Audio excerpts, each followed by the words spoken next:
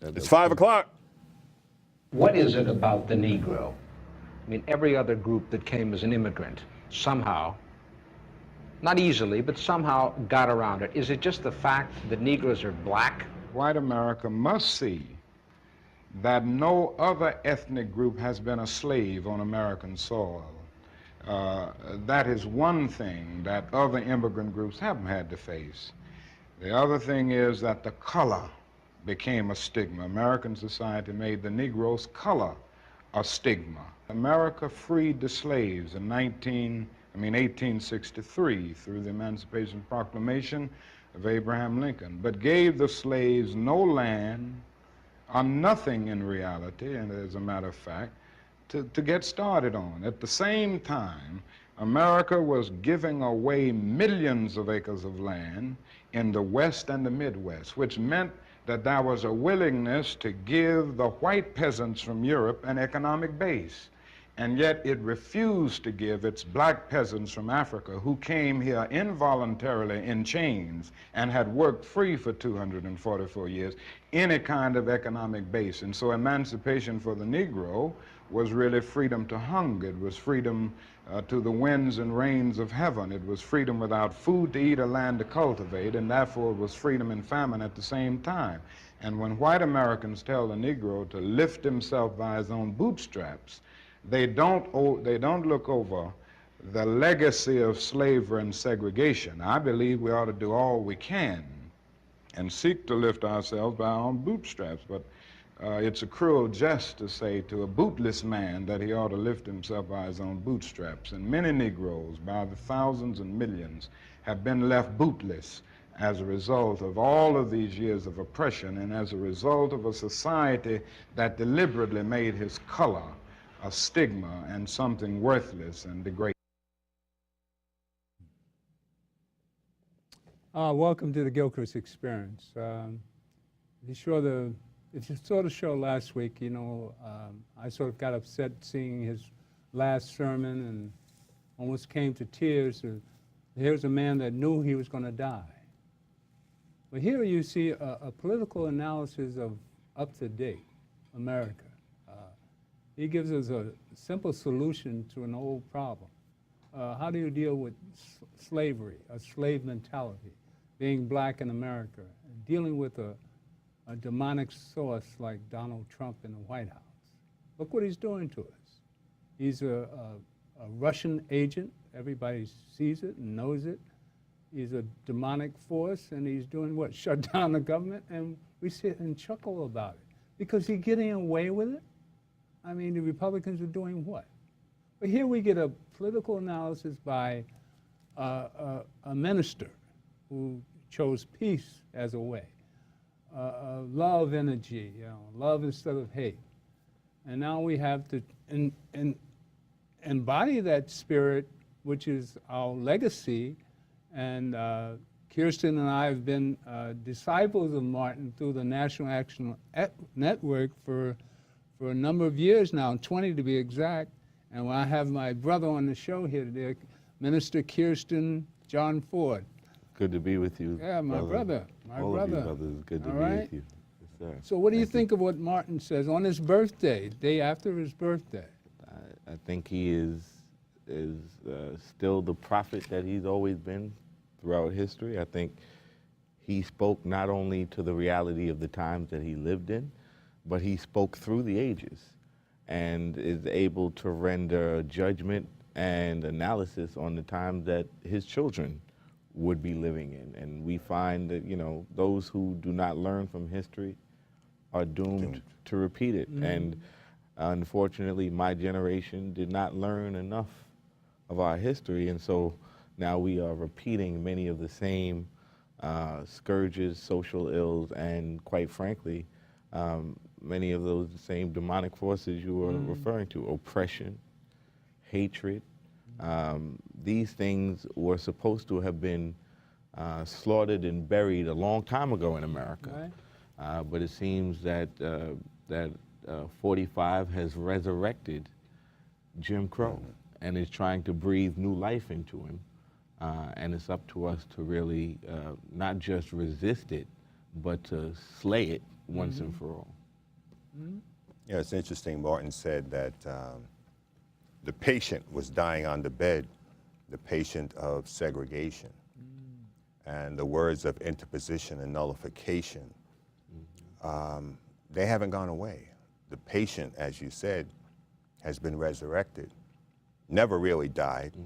He was only down but not out for the 10 count. And I was thinking of King then, and I'm thinking of Senator King now Oh, in Steve. Iowa. Interesting, the dichotomy of these two men.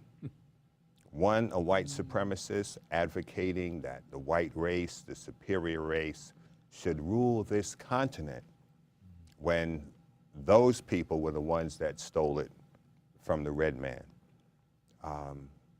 Juxtaposed to King. And we have this guy's voice so emboldened today. Now we know that the Senate is looking to censure him and take other steps, but we're ever very much aware that the problem has not gone away. They need to start censoring Donald Trump. He's emboldened everybody. Right, Leroy? What do you think, man? I'm listening to Brother Graham Witherspoon, and technician is getting a new clip from my mic, but I'll hold it in my hand. The, oh, God. What you said about King, Steve King. Stephen King. his problem is that he said in public what he wasn't supposed to say. That's why they're censoring him. Not for what he said, but that he said it in public. Yeah. He thought it was okay. Right. He said it in public. He's reflecting what they are about anywhere. Yeah. Right. Because when you look at the policies, going back to President Obama, they were in lockstep to suppress anything that he wanted to do. Right. And it wasn't because he was a communist. It wasn't because he was born in Indonesia. It wasn't because he was born someplace else. It was because he was a black man. And this black man in the president position was not to leave a legacy. So that's white supremacy. They stopped him just on that. So Stephen King in Iowa, I mean, what he expressed openly is what they've been expressing indoors. Right. All right? Well, Trump when I hasn't been hear- shy about his expressions, right? Well, all I'm saying is that we take these little censoring and corrections as being, yeah, some of them are good, and some of them are good, and a whole lot are good. But the reason they censored him is because he said openly what they aren't supposed to say. Right.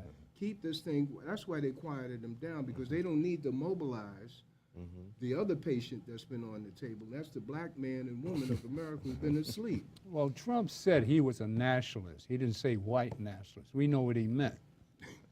We know exactly what he meant. Yeah. He's been quite open about his racism, and but see, what bothers me is that they're not doing anything about the Russians. This is what bothers me the most. Well, I think they are. It's a very complicated matter. You see, America now is faced with the reality that she is not the great democracy that she's projecting herself to be, that she's projected herself to be. Whether we're talking about the second president in 20 years elected by the Electoral College, Right? or we're talking about the failure of 45 to occupy with dignity, decorum, and intelligence the office that he holds, or with any kind of humanity, to shut down the federal government, to play fast and loose with the intelligence community, fast and loose But isn't with he law doing his enforcement, job?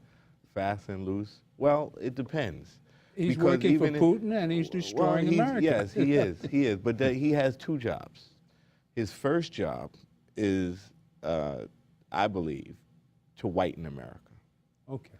I believe his first and foremost purpose and mandate was to reverse the decades-long trend towards the darkening of America.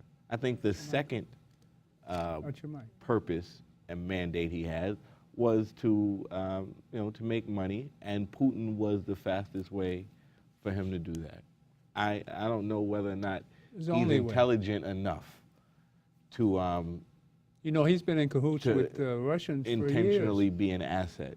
Oh yeah, but you have to be smart when you're a spy, and he's not smart enough to be a spy. He is perfect asset material Right. to be used, but I don't think he has the mental capacity to be that devious and that duplicitous to plan and plot to undermine the presidency and therefore the nation. I think he's greedy. I think he's selfish. I think Putin offered him a quick and easy path to Right. power and wealth, and he took it. Well, the way I see it is Trump never intended to really win. He was more shocked about him winning than anybody.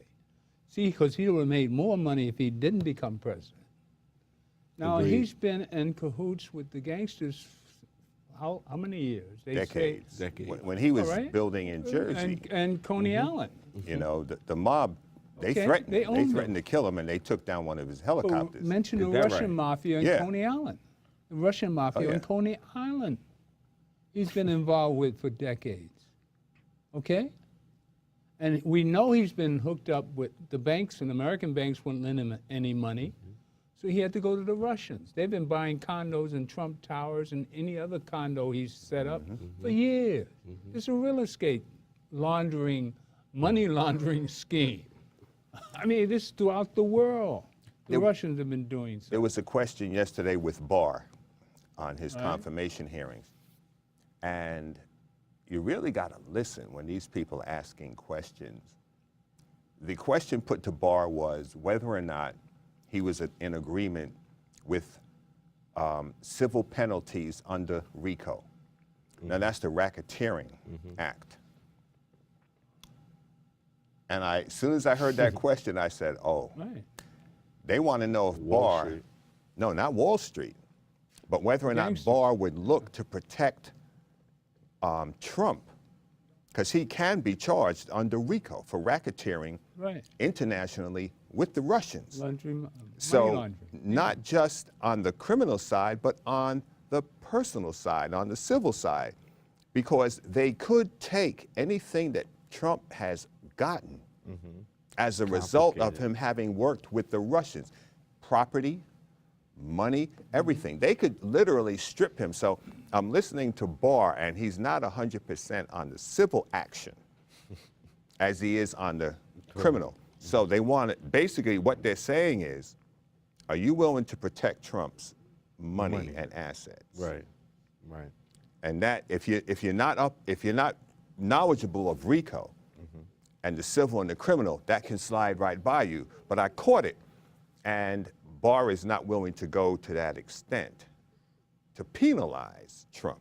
They didn't mention Trump, but Right. it's all relative I think to that's Trump. I think that's an excellent point, but I would at great risk to myself politically, I would like What you running for? Nothing. But given the present company that I'm in, President Obama did nothing to hold the Wall Street robber barons criminally or civilly Right. accountable as individuals. When they crash the economy. They fined companies. They criminally charged one company, the accounting firm, Arthur Anderson, but everyone else.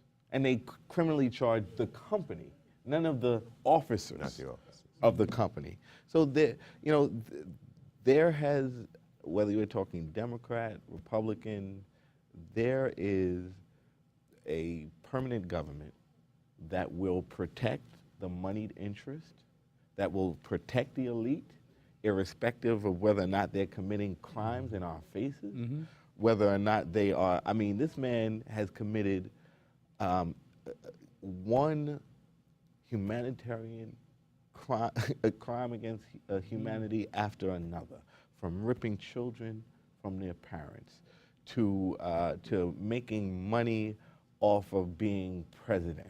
I mean, and it's done blatantly in our faces. But again, I go back to this, harken back to this point about America not being a real democracy.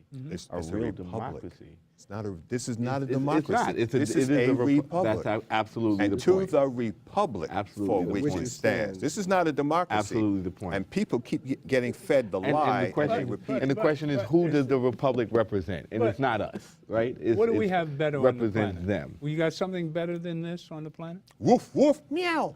Dog, I mean- cat. It is what it is. It doesn't make any difference what But I'm we've got. saying we got to work with Let's- what we got. let's right? name it for We're what it working is. with what we got. Right. This We don't want the republic. Russians in here the way they are now. No, I don't it's not disagree about with that. that. This is a republic. All And right, let's stop so calling it a democracy. we It's should. a Well, republic. well, we've got to get it in order. Now, another thing, you had mentioned when President Obama came in how these white congressmen and senators sat down and conspired to work against him.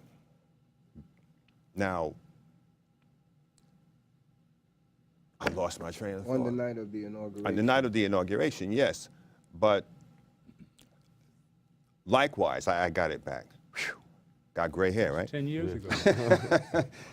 Likewise, the Congress of the United States has failed to consider the 25th Amendment and moving against him. You see, you don't even need Mueller to get to Trump and get him out. The Congress themselves could say, if they were doing their job, and they haven't been doing their jobs for over 10 years, if the Congress took a vote, first of all, you need the cabinet to bring forth a vote Nah, you'll against never him, get that. You'll never and then get it goes before the Congress. But the Congress has not been doing its job for more than 10 years, gotta and they're deal not with doing it today, Mitch McConnell. regardless of Mitch McConnell has been Trump. the biggest enemy to democracy that we have in the Senate. Mitch McConnell has destroyed America just by his stubbornness to not bring things to the Senate for the vote. He did the same thing with Obama. He was one of the main players in the whole 8 years of Obama and stopping Obama from doing anything he tried to do, righteous or diplomatically, or bring true democracy, yes, we can, Boehner. to America.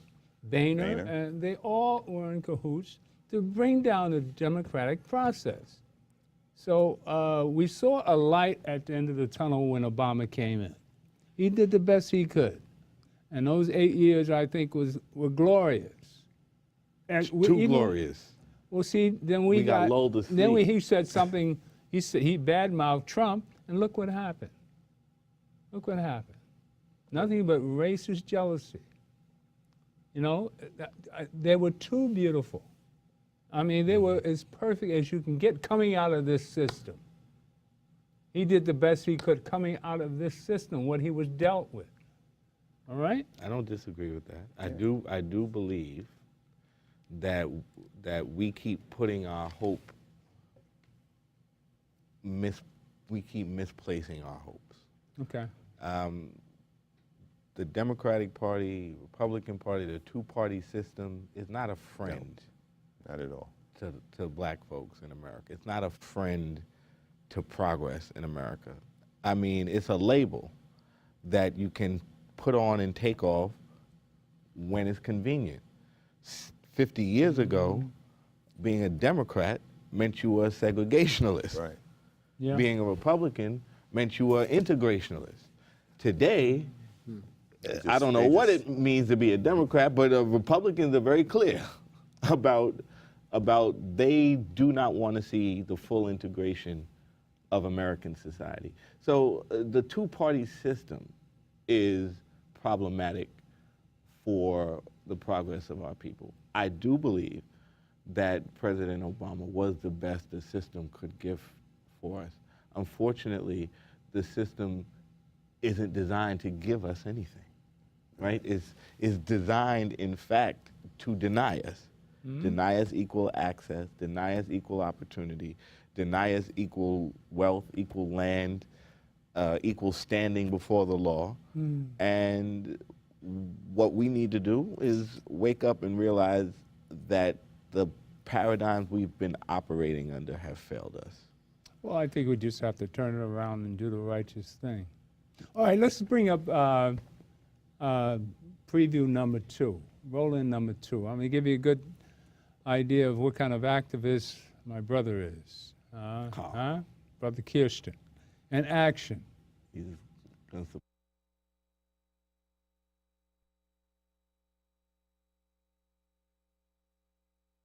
Children, no peace!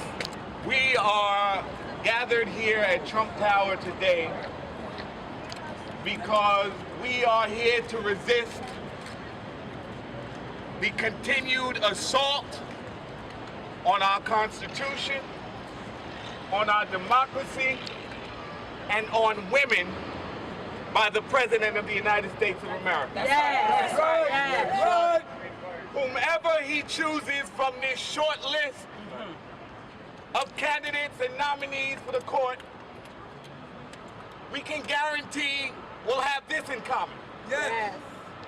They will be against a woman's right to choose. That's right. Yes, that's right. They will be against civil rights. Yes.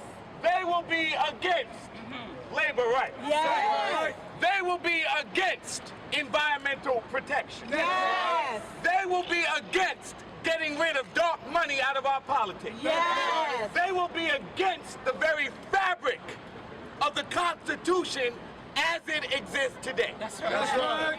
Let's make no mistake about this. If Donald Trump is allowed to bully a nominee to the court, That's right. That's right.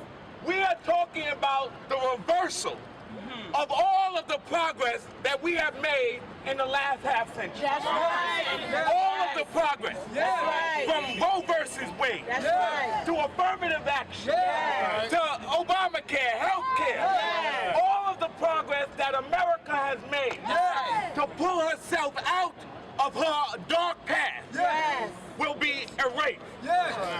He is going to take one nominee of the Supreme Court and reverse the entire trajectory of our nation. No. We cannot allow No. the war on women that he began in his political campaign Yes. to be continued to the Supreme Court. That's right. We cannot allow That's right. his war on the poor That's right. that he began Yes. as a candidate for President of the Yes. United Yes. States to be carried to the Supreme Court. That's right. We cannot allow the war on civil rights That's right. that this man began when as a candidate for President of the United States to be continued on the Supreme Court. Yes. We must now draw our own red lines That's right. around the Supreme Court of the United States of America. That's right. That's right. Anything less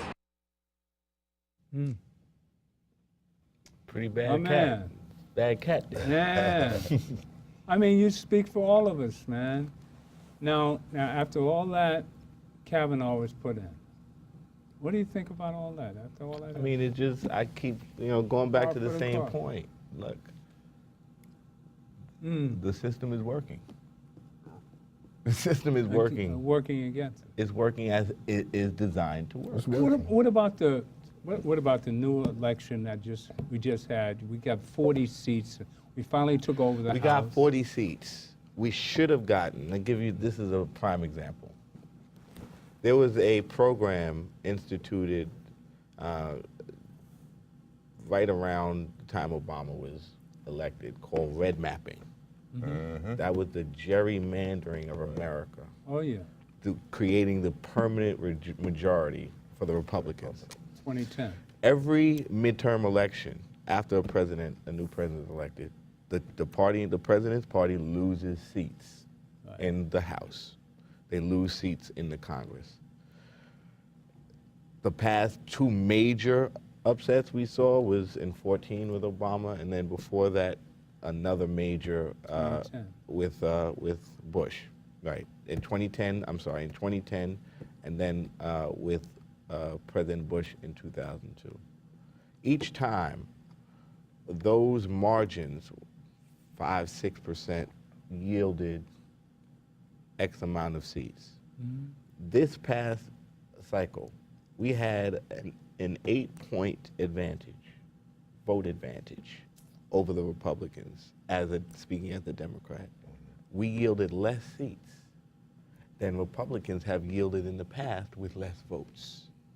That means that the system is working the way it's designed to work. That is to stifle the voice of the masses. Can we correct it? Yes.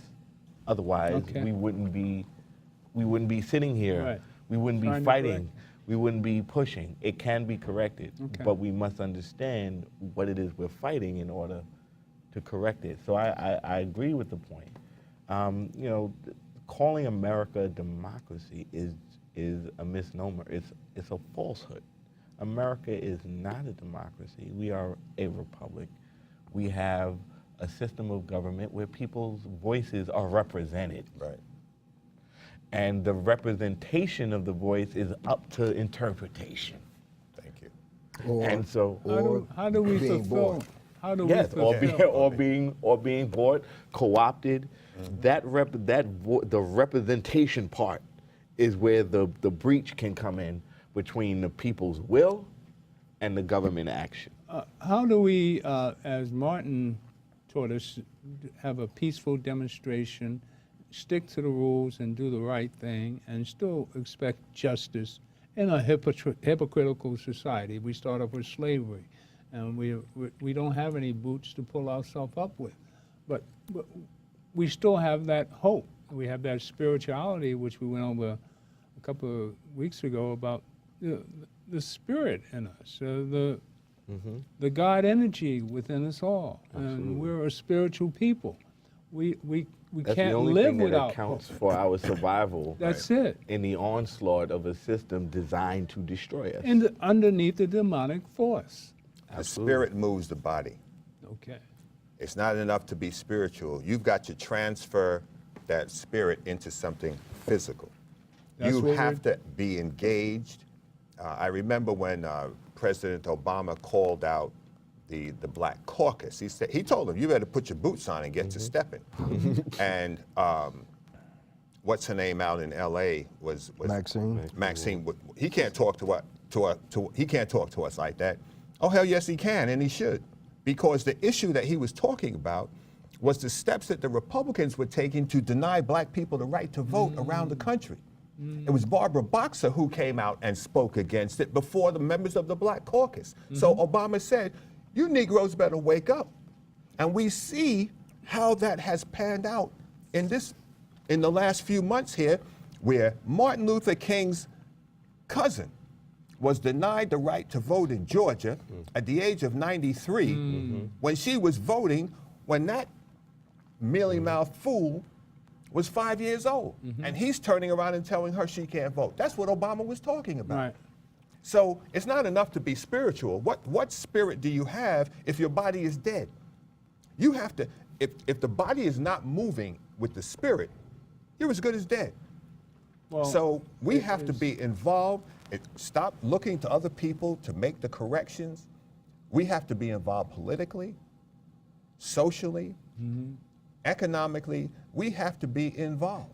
Right. And we need our young people have to be taught the necessity of being involved. Your political activism is required of you. It doesn't make any, you don't have to be a doctor, a politician, or lawyer.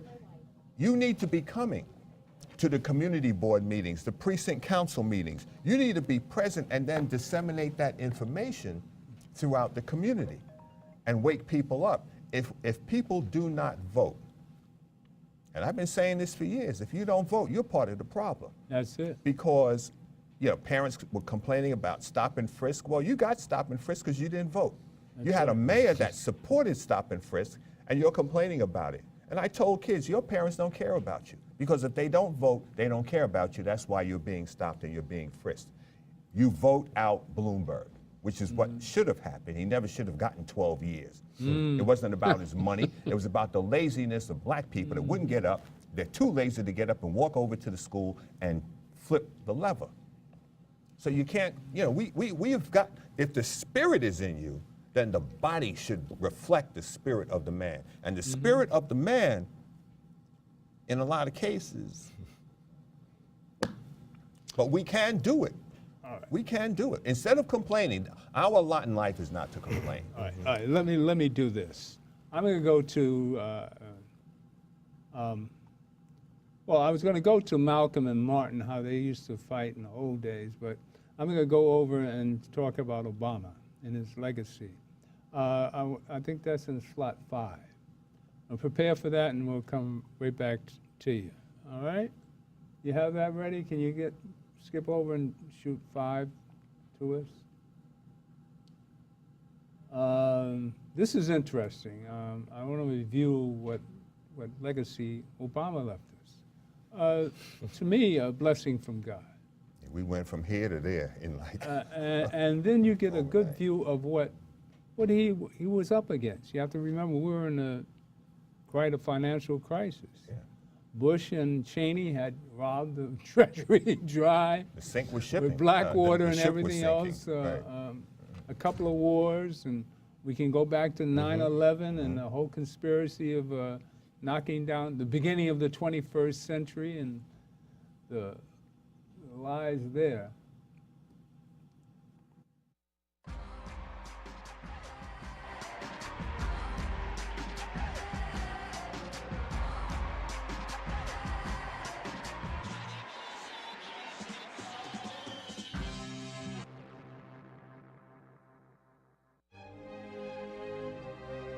The first key part of Barack Obama's legacy is something his opponents can never undo, however hard they try. And he achieved it on his first day in office. He will always be America's first black president. I, Barack Hussein Obama, do solemnly swear that I will execute faithfully the office of President of the United States. office of President of the United States faithfully. Perhaps we forget now quite how historic it was, a sign of how far America had come despite all its racial divisions and rancor. So help you God. So help me God. Congratulations, Mr. President. For the next 8 years, there were many Americans who couldn't and still can't come to terms with it.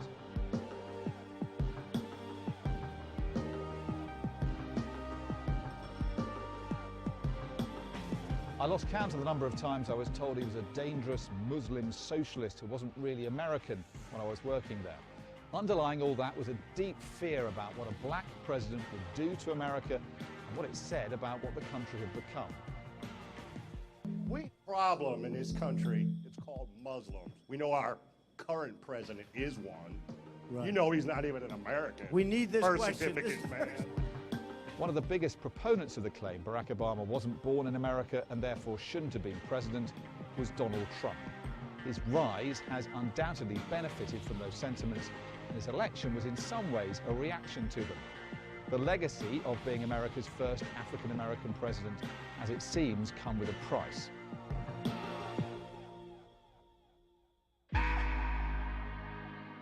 Yes, we can.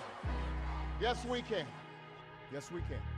The second key part of Barack Obama's legacy is also something he can't have taken away from him, but hardly anyone talks about now. He and his team saved America and the world from economic catastrophe. It's one of the unfair things about leadership. No one knows the size of the disasters you've averted because they never happened, so you don't get the credit you deserve for dodging them. But people forget that just 2 months before Barack Obama walked into the White House, America suffered its most serious economic crisis in decades, and his decisions were crucial in saving the country from the consequences. Now, we've come through a terrible crisis. The American people have paid a very high price. We simply cannot return to business as usual. Now, his critics have pointed out that also on his watch, no one was punished for the fraud and failings that led to the banking crisis, and not enough was done to prevent something like it happening again. But without a cool head and the right team, things would have been far, far worse. Yes, we did. Yes, we can. Thank you.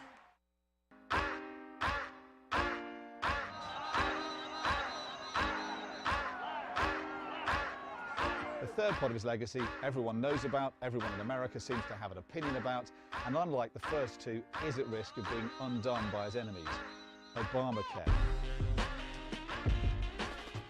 Barack Obama was determined to try and fix America's health system, but it used up a huge amount of political capital, and it gave his fractious enemies a cause they could fight for and rally around. After that, his presidency was forever a battle to get anything done. Republicans were determined to make him a one-term president and openly said so. And their tactics were cynical to the extreme. They blocked Obama's proposals wherever possible. He wasn't without fault, famously aloof. He's never excelled at the personal side of politics. He seems to see charming, cajoling, or arm-twisting his opponents somehow beneath him. As he said, he wasn't cut out to deal with the divided politics of his time.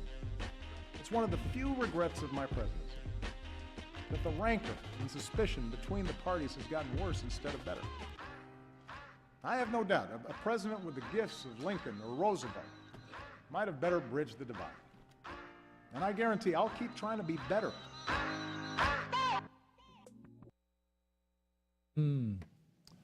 There were 3 more parts to that, but I just played the first 3 to give us an idea of the type of president we had and the price we paid for having a black president. And somebody tried to do the right thing, the democratic thing. A little socialistic ideals in there. We have Social Security. We take care of our elderly. Any other nation on the planet you go to and you can get free medical care. It used to be that way here in America. You didn't go in debt if you got sick.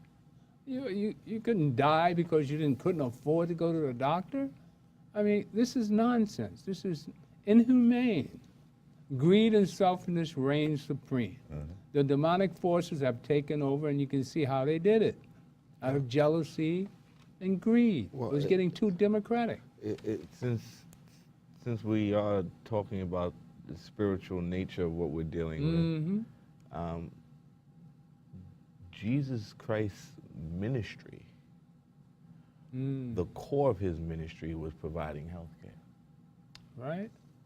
The core of Jesus' ministry was providing health care to the poor. Yeah. His most pronounced miracle was healing the sick. Yes. Right. Whether they were blind, whether they were crippled, Amen, brother. Leper, whether they were dead, demonic. raising the consciousness. So it's not surprising to me that the top priority of the enemy would be to undo the ministry of Christ as it plays out in our politics. Right. So Obama came and gave us, in essence, his version is the closest thing we could get to universal health care. Right.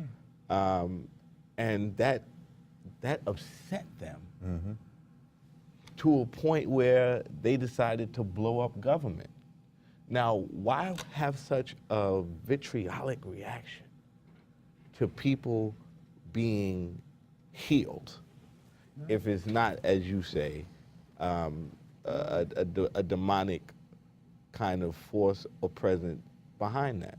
But having said that, the Bible talked about when Nebuchadnezzar came and looted the temple, he was only able to take some of the vessels out of the house of God, only some of them. He couldn't take all of them. So he couldn't take Obamacare. He couldn't take Social Security. He couldn't take certain staples that were intrinsic to God's people. And that's what we're seeing now. As much as they have tried, is it possible? Yes. But as much as they have tried, they could not eliminate Obamacare. And that is both spiritual, but it is the core of the biggest political movement that we've seen in the last couple of decades, which is the movement to protect Obamacare. The movement to protect Obamacare is as big as the movement to eliminate, if not bigger. And that movement then grew into the Me Too movement and the resurgence of some of these other movements. We could talk about Black Lives Matter's ascension also being about healthcare. Stop killing black men. Stop gunning down unarmed, innocent black men. That's a healthcare issue as well. So if you look at all of the major movements of the last several years, they all focused around preserving us as a healthy society. And that is what the Republicans have worked hardest to stop. My understanding is that that health care plan was on the books or written before Obama came into his presidency. Yeah. Their objection to it is that it came in during his presidency and that it has Obama on it. Not because... The principles of the Obama health care were he got from Romney. Right. And when Romney was the governor of Massachusetts. He took a Republican idea and put it in front of the Republicans, and they turned it into something bad. And it benefits the pharmaceutical firms. All right? There are other plans that are more generous to the people, but they have a problem with that tag coming under Obama's presidency. I've lived through the 60s and the 70s and definitely had different opinions and different feelings towards Dr. King than I have now. And I'm hearing the same thing. I've lived through, hey, you got to go with the Democrats. Hey, it's half dozen in one hand, half dozen in the other. We have no alternative. But no one, I'm not going to say no one, but the majority of us don't want to entertain the notion of separation. We're still going into that burning house that King talked to Harry Belafonte about. I'm afraid that I'm inviting my people into a burning house. And if that is a burning house, then what are we to do in terms of planning for our grandchildren? Forget about us, our grandchildren. How are they going to make it in this world where these people, Democrats, Republicans, whomever, they have structured an economy where there's the very rich and the very rich and the very poor, and the middle class is being eliminated. How they do it? I'm saying, how can they do this? But the economists know, and this is what we're living in. We're living in a time of robotics about to come in. And they will bring in robotics just for the purpose of eliminating jobs. And this is what they're doing now. How do we safeguard our children? It is not, I don't care about the Russians. And the reason I don't care about the Russians, I'm going to tell you why. Because Yeltsin and a couple others were their dupes in Russia. But they don't talk about that. We don't even know that. That's not even our discussion. I'm saying they have subverted Russia. So they subverted Russia in Afghanistan. They did that in Afghanistan. They created the Mujahideen or whatever the guys, they changed names. ISIS today, Mujahideen, blah, blah, blah, the Taliban. These people are the masters of deceit, okay? But I'm not even about calling them names. Put Trump in office. You don't care about that? Our responsibility, those of us who collect information and see different sources of information, is to bring it back to our people and get them to analyze themselves and move them to the power that's within us as a people. We can't keep giving our power to the Republicans, to the Democrats, although I am definitely for a group or a mindset working within those parties. We cannot not do that. At the same time, we have to develop a leadership among our young people, our very young people, because I put this to a class of young children last week. I said, do you think Trump's children? I said, I put on the blackboard rulers and consumers. I said, Trump's children are going to schools. What do you think they're gearing Trump's grandchildren to be? Category rulers or consumers? And they had to think. All right, most of them pick rulers. We're not doing that. We're just sitting and get qualified, get a college degree, blah, blah, blah, learn how to read. And we're not even doing that. In the beginning of your speech that he just played, you said the war against black women or the war against women. And this is a war that's going on beyond Trump. It's happening in the lyrics of the music that our children are listening to. It's beyond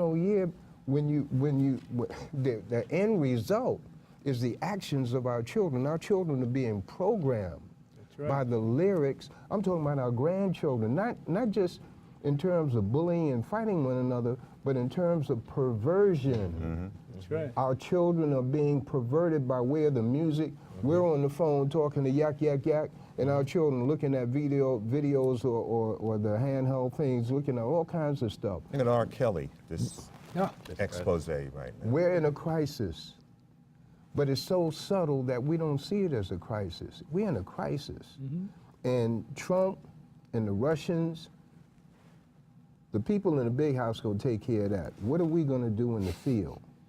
And the Honorable Elijah Muhammad says separation.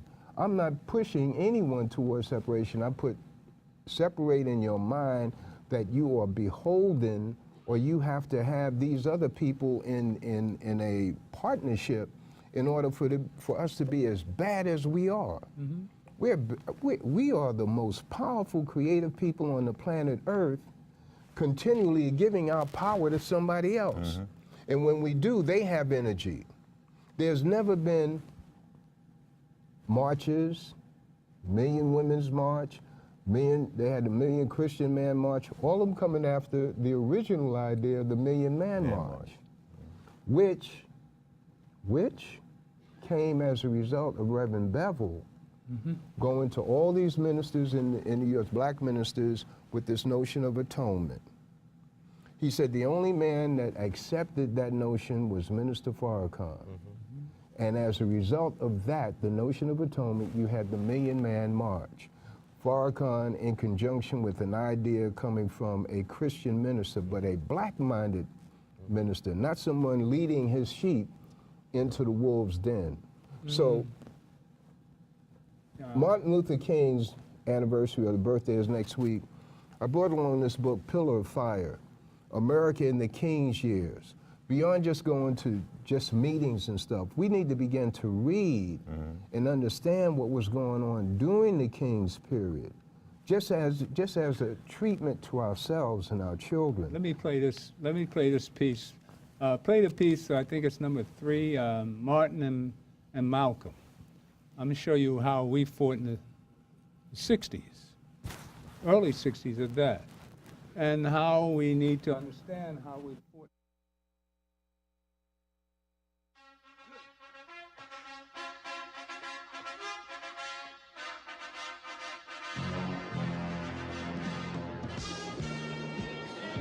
The white man pays Reverend Martin Luther King, subsidizes Reverend Martin Luther King, so that Reverend Martin Luther King can continue to teach the Negroes to be defenseless. That's what you mean by nonviolent. Be defenseless. Be defenseless in the face of one of the most cruel beasts that has ever taken the people into captivity. That's this American white man.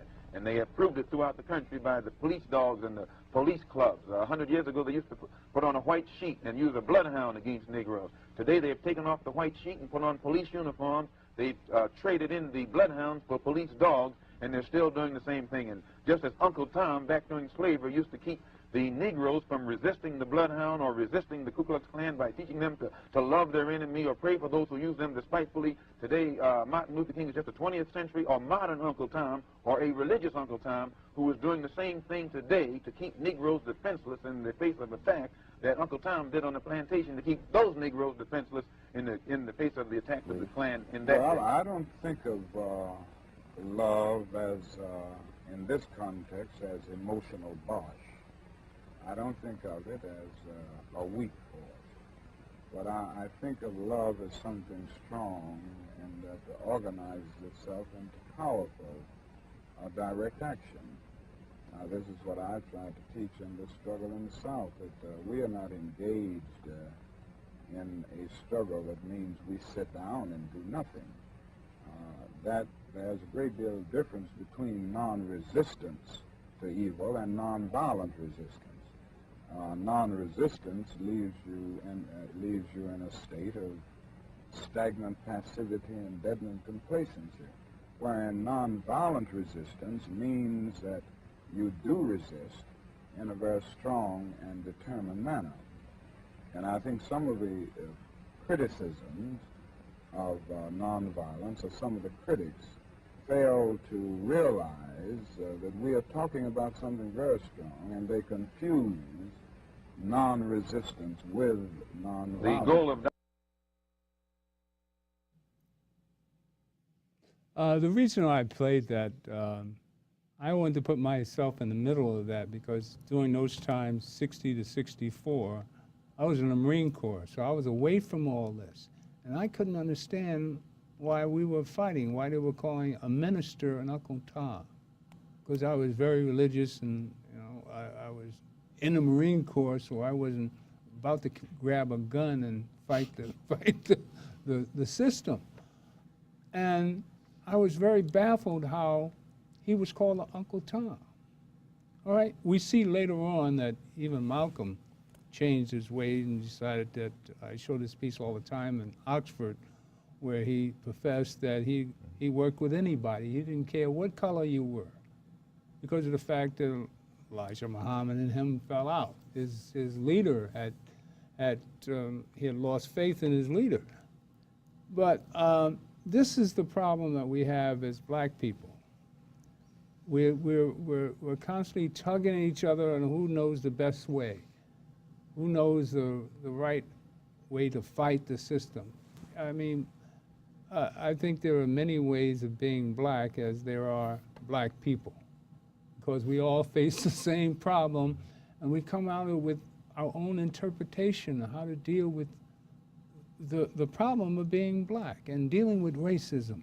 I mean, every people does the same. But we as black people, being the most physically restricted race on the planet, as we start out in the beginning, dealing with slavery, thinking about being enslaved. But man has always been enslaved and enslaved each other. We enslave each other in the mind, how we deal with each other. But we have a problem of dealing with each other and how we deal with our problems as a team. And hopefully with Martin Luther King and the love energy that we need to, I started off before we went on the air, I was talking about my mother, and I was talking about what an angel she was. And it gave me some hope to think that it's possible that I get rid of this demon in me, because half of me is an angel, all right? So I think half of us, we all deal with the demons in us. And we have to find some way to find peace and be nonviolent about it. Because we have to find a better way than the way we've been doing, and stop calling each other Toms or whatever. Well, All Tom right? was the hero of the story. Right. He wasn't. It's a misnomer. Well, you see how it was used here. The good guy was Uncle Tom. So he used the right terminology, All you right. know. But how you know, do people accept it? And how did he mean it?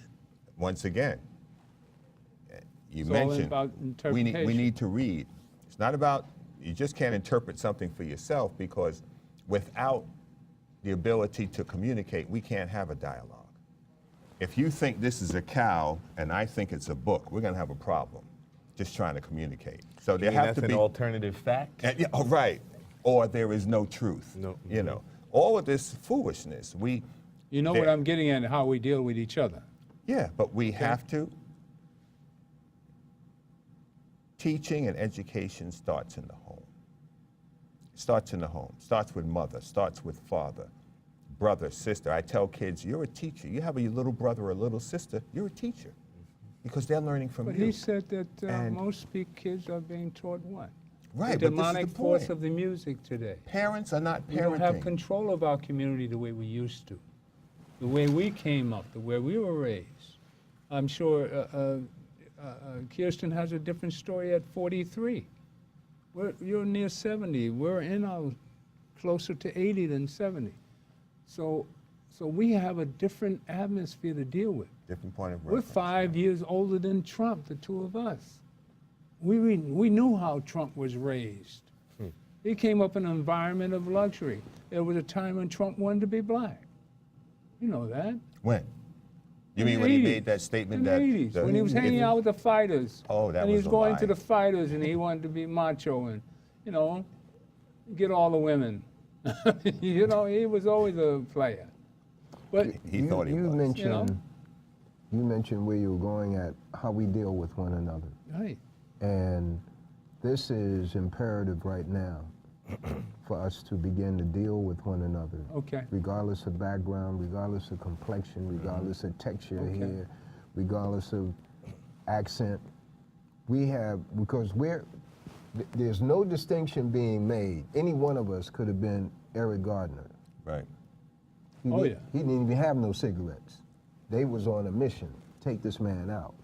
But the fact is that when we begin to deal with one another as human beings, we're conditioned to love our enemies and hate ourselves. And when we can begin to suppress that, our little children will call one another, you black so-and-so and whatnot. And it is, the education begins in the home. We're in a crisis situation. I'm saying that not to you, Brother Gilchrist, but to the audience. And it's beyond, it's a luxury to look at a program like this and come away and say, wow, you know, I'll look at it next week, see if I hear. No, you coming away with a takeaway. You got to begin in your own family. Begin to monitor what your children are doing, your grandchildren are doing, and begin to feed them breakfast in the morning. Basic things. Begin to have a dinner with them, and one is not in this room, one is not in that room eating a plate of whatever. Sit down at the table and discuss things with your children. Find out what's going on. These children are being bullied in many cases. Then a person comes home and their child is hanging in the closet.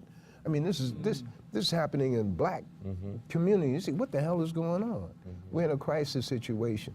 And King, and the study of King and his words comes at the right time. Last but not least is this, when King talks, I'm saying, wow, this guy has a grasp of history. Right.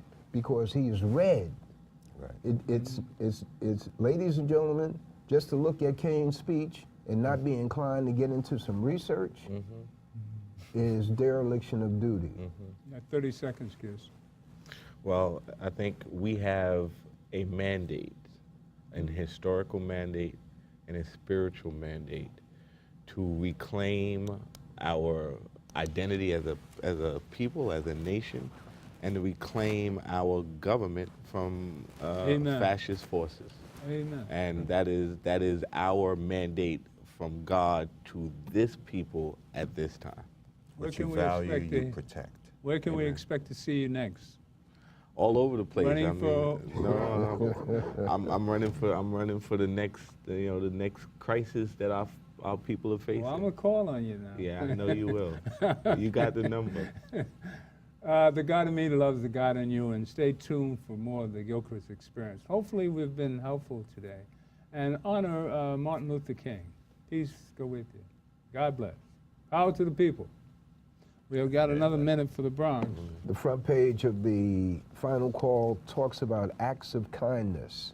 And that's acts of kindness within our community to anyone else. Amen. Sister Kenya, she talks about doing 10 good deeds a day. Right, right. And you do 10 good deeds a day, you're going to get tenfold in return. So just get in the habit of saying, have a great day, how you doing? All right. Thinking about So you. prayers for Fanny Clark. She's 95 years old. She's in Elmhurst Hospital. She was our everyday on-the-spot nurse up in Poughkeepsie during the trial with Maddox, Mason, and Sharpton. And she truly helped stabilize Alton. And because Alton went to bed at 3 in the morning and was up at 6 or 7. Man. So Fanny Clark, we are Peace praying go for with you you. in your recovery. Power to the people. Beautiful. God bless. That's the story. That's the story. That's a good one.